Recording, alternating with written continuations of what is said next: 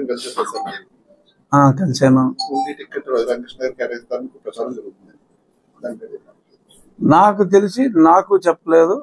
మరి సీటు ఉండి సీటు నీకు అని ఆయన నాకు చెప్పలేదు.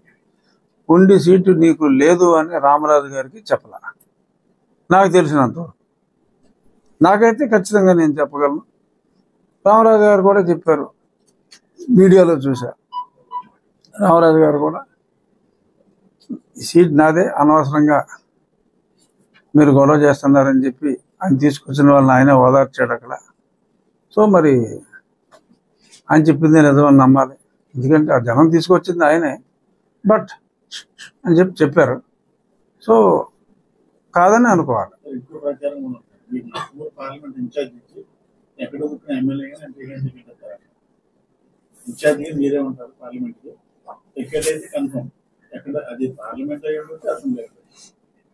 ఏమో మరి నేనైతే ఖచ్చితంగా పోటీ చేస్తానని అనుకుంటున్నా. నేనేమి కండిషన్లు అయితే పెట్టి పార్టీలోకి రాలా. కానీ నేను అంటూ పోటీలో లేకపోతే ప్రజలు యాక్సెప్ట్ చేస్తారని నేనైతే అనుకోవట్లేదు. సో అంచేది నేనైతే కండిషన్ పెట్టి రాలా. బట్ ప్రజాస్వామ్యంలో ఎవడైనా ప్రజాభిప్రాయం ప్రకారమే ముందుకెళ్ళాలి. నాకు తెలిసి ప్రజాభిప్రాయం నేను చేసిన సర్వేల ప్రకారంగానే నిన్న పార్టీలో జాయిన్ అవ్వకముందు కూడా కొన్ని సర్వేలు చూసుంటారు. మీరు మీ అందరికి వచ్చుంటాయి కదా, ఇదైతే ఇది నొక్కు, ఇదైతే ఇది నొక్కు అని జాయిన్ అవ్వకముందు. సో ఇప్పుడు నేను ఒక పార్టీలో జాయిన్ అయ్యాను కాబట్టి ఆ పార్టీ నిర్ణయం నేను ఫాలో అవ్వాలి, ఆ పార్టీలు ప్రజా నిర్ణయం ఫాలో అవ్వాలి. సో అంచేత ఖచ్చితంగా నేనైతే పోటీలో ఉంటా.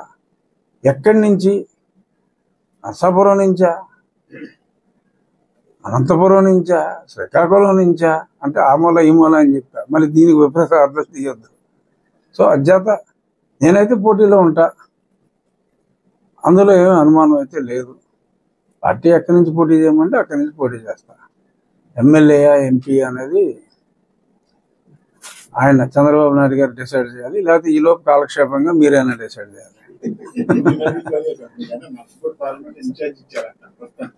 నాకైతే ఏమోలా ప్రస్తుతానికి.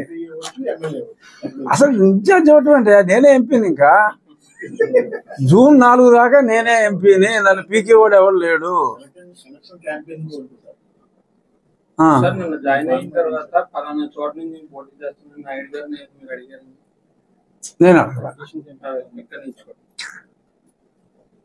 నేను అడగలేదు.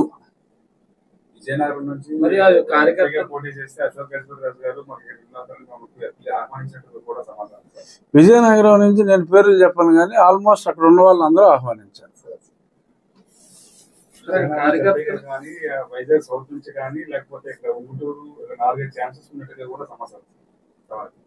నాకైతే తెలియదు, అందుకే అన్నాను కదా, ఎక్కడి నుంచైనా పోటీలో ఉంటాననే అనుకుంటున్నా. ముందే చెప్పేసాను. అనౌన్స్మెంట్ ఏమని ఇస్తారు? నేను కాదు, ఎలా చెప్పేస్తారు? నేను జాయిన్ అయ్యింది ఎప్పుడు? నిన్న రాత్రి 8:30క. మరి ఏదో ఆలోచించుకోవాలి కదా. వాళ్ళు ఏదో IVRSలు అయ్యి వదులుతారు కదా ఆ పార్టీలో. ఇంతకుముందు నాకు తెలిసింది, ఇంతకుముందు నా పేరు మీద కూడా ఎంపీకి వదిలేరు. సో అలాగా